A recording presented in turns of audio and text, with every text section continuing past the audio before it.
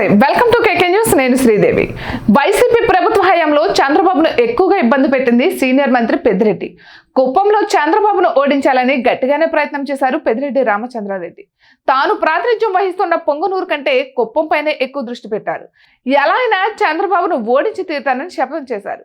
కానీ ఎన్నికల్లో చంద్రబాబు ఘన విజయం సాధించడంతో పాటు టీడీపీ సైతం అద్భుత విజయాన్ని సొంతం చేసుకుంది. ఇక కూటమి ప్రభుత్వం అధికారంలోకి వచ్చింది. అందుకే ఇప్పుడు చంద్రబాబు పెద్దిరెడ్డిపై దృష్టి పెట్టారు. మొన్న మధ్యన పొంగనూరు మున్సిపల్ చైర్మన్ తో పాటు కౌన్సిలర్లు తెలుగుదేశం పార్టీలో చేరారు.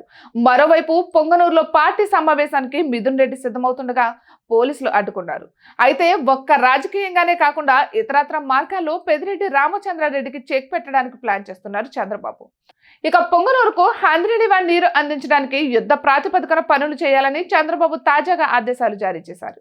తద్వారా సుదీర్ఘకాలం పొంగనూరు నియోజకవర్గం నుంచి ప్రాతినిధ్యం వహిస్తున్న పెద్దిరెడ్డి చేయలేని పని తాను చేసి చూపించాలి అనుకుంటున్నారు.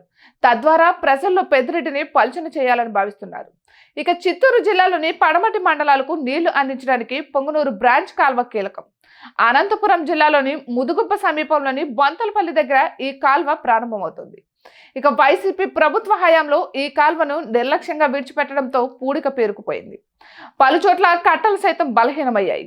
ఇటీవల కుప్పం వచ్చిన చంద్రబాబుకు అధికారులు ఇదే విషయాన్ని నివేదించారు. దీంతో ఈ కాలువను పొంగనూరు వరకు విస్తరించి హంద్రీనివా నీటిని అందించాలని చంద్రబాబు స్పష్టమైన ఆదేశాలు జారీ చేశారు. తద్వారా పెద్దిరెడ్డి రామచంద్రారెడ్డిని రాజకీయంగా దెబ్బతీయాలని వ్యూహరచన చేస్తున్నారు.